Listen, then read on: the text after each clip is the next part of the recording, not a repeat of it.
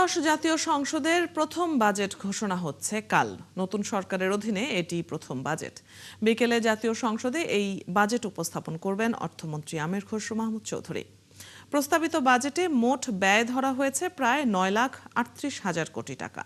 এর বিপরীতে ঘাটতি থাকবে প্রায় 2,38,000 কোটি টাকা, যা জিডিপির প্রায় 4%। এই ঘাটতি পূরণে ব্যাংকিং খাত থেকে প্রায় 1,12,000 কোটি টাকা ঋণ নেয়ার পরিকল্পনা রয়েছে। বাজেটে সরকার ডিরেগুলেশন, সৃজনশীল অর্থনীতি এবং দীর্ঘমেয়াদে $1 ট্রিলিয়ন অর্থনীতির রূপরেখায় জোর দিচ্ছে। এছাড়া দারিদ্র্য কমানো, কর্মসংস্থান সৃষ্টি সহ মূল্যস্ফীতি নিয়ন্ত্রণকে গুরুত্ব দেওয়া হচ্ছে।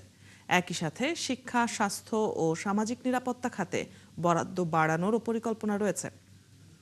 প্রস্তাবিত বাজেটে সিগারেট, অ্যালকোহল, কাজু বাদাম, হিমায়িত মাছ, রড ও নির্মাণ সামগ্রী সহ বিলাসী ও আমদানি পণ্যের দাম বাড়তে পারে।